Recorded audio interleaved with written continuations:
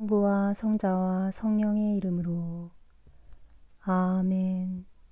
연중 제31주간 화요일 독서기도 제1독서 마카베오 상권에 의한 독서 마따디아의 반역과 그의 죽음.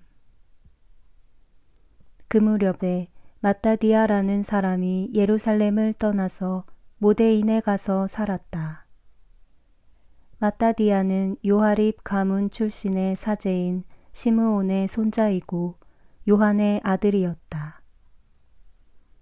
안티오쿠스 왕은 유다인들에게 배교를 강요하고 이교 제사를 드리게 하려고 자기 부하들을 모데인 시로 보냈다. 많은 이스라엘 사람들이 그를 따랐지만 마따디아와 그의 아들들은 따로 떨어져 한데 뭉쳤다. 그러자 왕의 부하들이 마따디아에게 이렇게 말하였다. 아들들과 형제들의 지지를 받는 당신은 이 도시의 훌륭하고 힘있는 지도자요. 모든 이방인들과 유다의 지도자들과 예루살렘에 남은 사람들이 다 왕명에 복종하고 있는 터에 당신이 앞장선다면 당신과 당신의 아들들은 왕의 총애를 받게 될 것이고 금과 은과 많은 선물로 부귀영화를 누릴 것이요. 그러나 마따디아는 큰 소리로 이렇게 대답하였다. 왕의 영토 안에 사는 모든 이방인이 왕명에 굴복하여 각기 조상들의 종교를 버리고 그를 따르기로 작정했다 하더라도 나와 내 아들들과 형제들은 우리 조상들이 맺은 계약을 끝까지 지킬 결심이요. 우리는 하늘이 주신 율법과 규칙을 절대로 버릴 수 없소. 우리는 왕의 명령을 따를 수 없을 뿐더러 우리의 종교를 단 한치도 양보할 수 없소. 마따디아의 말이 끝났을 때 어떤 유다인 한 사람이 나와서 모든 사람이 보는 앞에서 왕명대로 모데인 제단에다 희생 제물을 드리려 했다. 이것을 본 마따디아는 화가 치밀어 올라 치를 떨고 의분을 참지 못하여 앞으로 뛰어 올라가 제단 위에서 그 자를 죽여버렸다. 그리고 사람들에게 이교 제사를 강요하기 위하여 온 왕의 사신까지 죽이고 제단을 헐어버렸다. 이렇게 해서 마따디아는 전에 비느하스가 살루의 아들 지므리를 찔러 죽였을 때처럼 율법에 대한 열성을 과시하였다. 그리고 마따디아는 거리에 나서서 율법에 대한 열성이 있고 우리 조상들이 맺은 계약을 지키려고 하는 사람은 나를 따라 나서시오 하고 큰 소리로 외쳤다. 그리고 나서 그는 모든 재산을 그 도시에 버려둔 채 자기 아들들을 데리고 산으로 피해갔다. 그러자 일부 하시딤 사람들이 모여와 그들과 합세했다. 그들은 용감한 사람들이었고 모두 경건하게 율법을 지키는 사람들이었다. 박해를 피해온 사람들이 모두 그들을 지지하여 합세하였다. 그래서 그들은 군대를 조직하여 죄인들과 율법을 어긴 자들에 대해서 분노를 터뜨리고 그들을 쳐부쉈다. 이때 살아남은 적군들은 이방인들에게 도망쳐가 피난처를 얻었다. 마따디아와 그의 동지들은 이교 제단을 찾아다니면서 모두 헐어버리고 또 이스라엘 땅에 사는 어린이로서 할례를 받지 않은 아이들을 찾아내어 강제로 할례를 받게 하고 교만한 자들을 쫓아내었다. 그들이 하는 일은 다 잘 되어갔다. 그들은 이방인들과 왕들의 손에서 율법을 구해내었고 죄인들에게 승리할 기회를 주지 않았다. 마따디아는 임종할 날이 왔을 때 아들들을 모아놓고 이렇게 말하였다. 오만과 횡포가 득세한 지금은 멸망의 때요. 격렬한 분노의 때이다. 그러므로 너희는 열심히 율법을 지키고 우리 조상들이 맺은 계약을 위하여 헌신하여라. 여기에 있는 너희 형 시므온은 내가 알기로는 슬기로운 사람이다. 항상 그의 말을 잘 들어라. 시므온은 너희에게 아버지 구실을 할 것이다. 젊었을 때부터 장사인 유다 마카베오는 너희 군대의 지휘관이 되어 여러 이교도들과의 싸움을 지휘할 것이다. 너희는 율법을 지키는 사람을 모두 규합하여 내 동포들의 원수를 철저히 갚아야 한다. 너희를 학대한 이방인들에게 복수하고 율법이 명하는 것을 잘 지켜라. 마따디아는 아들들에게 마지막 축복을 내리고 그의 조상들의 뒤를 따랐다. 그가 죽은 것은 146년. 그의 조상들이 묻힌 모데인의 묘지에 묻혔는데 온 이스라엘 백성들이 그의 죽음을 크게 슬퍼하였다. 옛날에 우리 조상들이 이룬 업적을 기억하여라. 그러면 너희는 큰 영광과 불멸의 이름을 얻으리라. 아들들아, 용기를 내어 굳세어지고 율법을 굳게 지켜라. 이것이 너희가 차지할 영광이로다. 그러면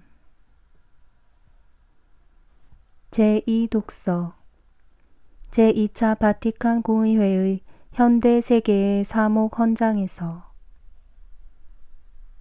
평화를 이룩하는 데 있어서의 그리스도인의 역할 정당한 자유의 존중과 모든 사람들의 형제애로서 국제 질서를 건설하기 위하여 그리스도 신자들은 기꺼이 마음을 다하여 협력할 것이다. 더구나 세계의 대부분이 아직도 극심한 곤궁에 시달리고 있으며 마치 그리스도 자신이 가난한 사람들 가운데서 큰 소리로 당신 제자들의 사랑을 호소하시는 것 같으므로 더욱 그러하다. 국민의 대부분이 그리스도 신자라는 이름을 가지고 있는 나라들이 풍부한 재화를 누리고 있는 반면에 다른 나라들은 생활 필수품도 없이 기아와 질병과 온갖 불행에 시달리고 있는 스캔들은 제거되어야 하겠다. 청빈과 사랑의 정신은 그리스도 교회의 영광이요 증명이다. 그러므로 다른 사람들과 다른 민족들에게 도움이 되기 위하여 자원으로 헌신하는 그리스도 신자들, 특히 젊은이들을 찬양해야 하고 또 도와주어야 한다. 진정 현대의 불행을 힘대로 덜어주는 것은 하느님 백성 전체의 의무이며 여기에 있어서 주교들은 말과 모범으로 선봉에 서 있는 것이다. 그러기 위하여 옛 교회의 관습대로 쓰고 남는 것만을 애긍할 것이 아니라 자기에게 필요한 몫에서 나누어 주어야 한다.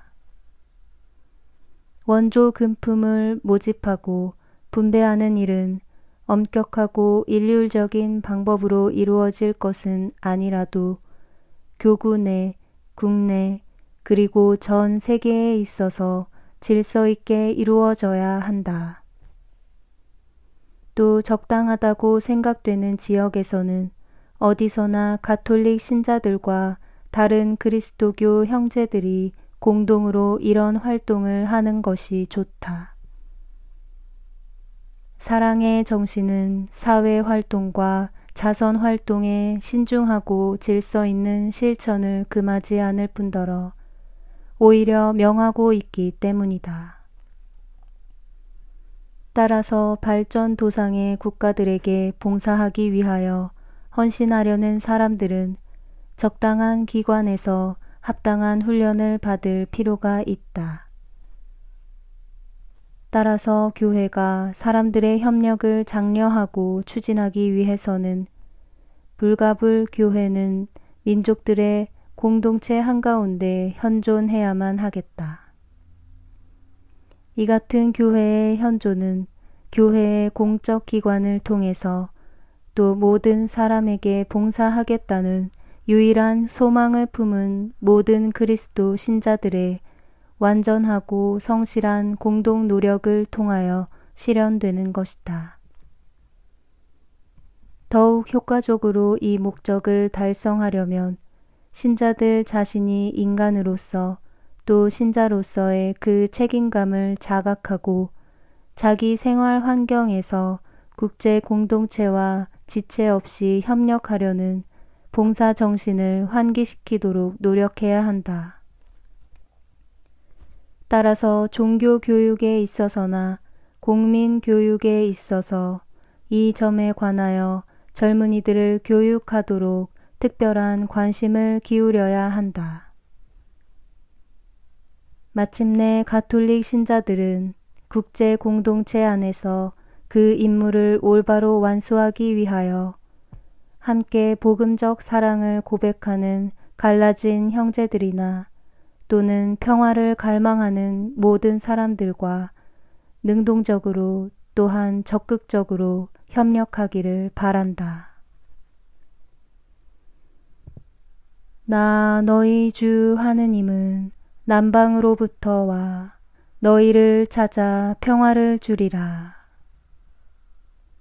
나는 너희를 부드러운 얼굴로 굽어보며 너희 자손을 일으키고 너희를 불어나게 하여 내가 너희와 맺은 계약을 이루리라. 너희를. 기도합시다. 전능하시고 자비하신 천주여, 신자들이 당신을 정성되이 섬기며 어여삐 여기심을 받는 것도 당신의 은덕이오니 우리로 하여금 언약하신 행복에 거침없이 다다르게 하소서.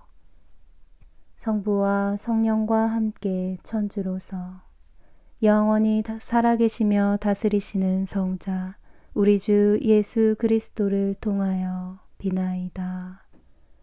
아멘.